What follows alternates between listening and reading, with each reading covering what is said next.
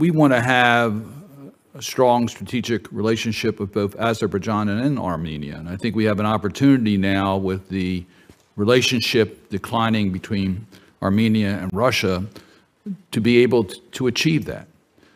But it depends upon us standing by our values as we resolve the issues in the contested area. I agree with Senator Menendez. The humanity crisis is horrible. And every day we wait, more people are dying. And the United States needs to take decisive action.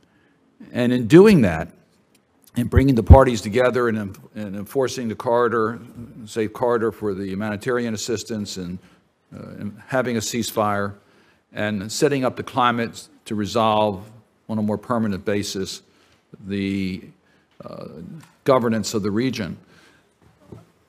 But to do that, we have to be able to show that we're serious about this.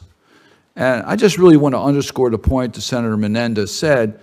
When you routinely give the waiver under Section 907, you're saying that Azerbaijan has demonstrated steps to cease all blockades and other offensive uses of force against Armenia.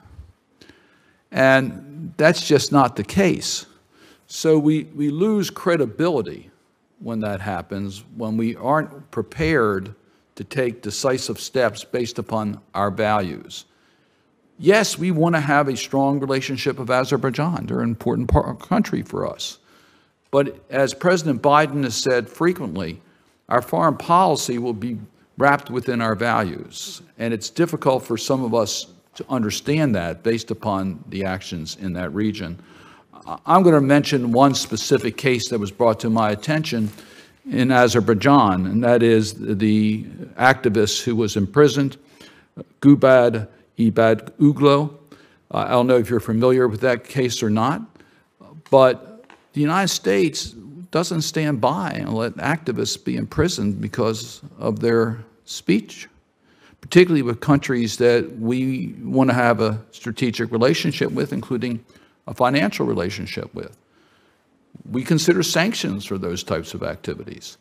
Tell me how the administration is handling those types of activities within Azerbaijan and why the continuation of the waiver doesn't give the wrong signal in trying to resolve the conflict. Thank you, Senator. President Biden and Secretary Blinken have made very clear that human rights and our values are at the center of our foreign policy.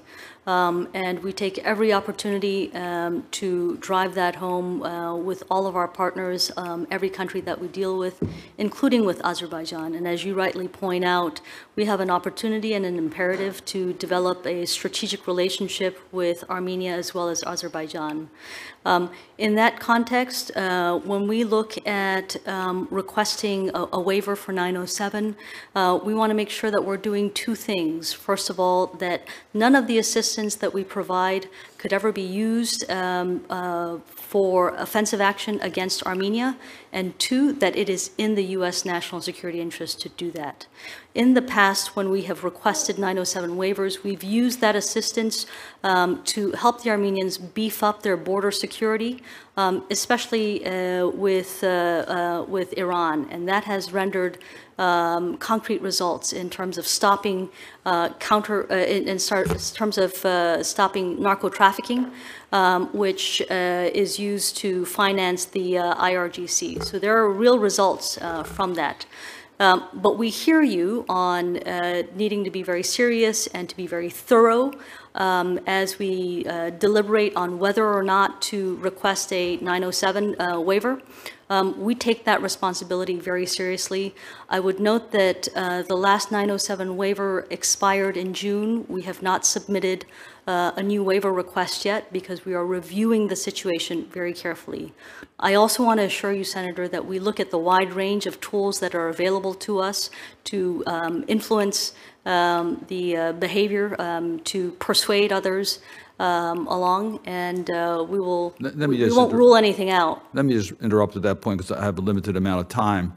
I hope you'll get back to me in regards to the specific case I mentioned. Okay, I sure will. And let me just, if you read the language of the waiver, it's not the way Congress wrote it. I mean, I think you have to follow the waiver language, and it's not the use of the funds, it's the activities on the ground. So that to me is not carrying out the directive from Congress. And then lastly, let me just point this out. I've been in Congress, the House and the Senate for a long time. And this conflict predates my service in the House of Representatives, let alone the United States Senate. I serve on the Helsinki Commission, chaired it many years. I know the OSCE Minsk group. That group started in the 90s and has been declared dead by some, but certainly has not been effective in ending this. We know about the violations of the ceasefires over and over and over again. This conflict has gone on way too long. We saw that when we've had long-standing conflicts, U.S. leadership has been instrumental in ending those conflicts. We've seen that in our hemisphere. U.S. leadership is needed desperately to end this humanitarian crisis and give us a path towards a resolution of the conflict.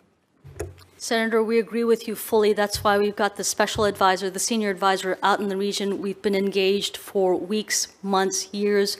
That's also why the Secretary of State has personally been engaged in these peace discussions, and will continue to do that.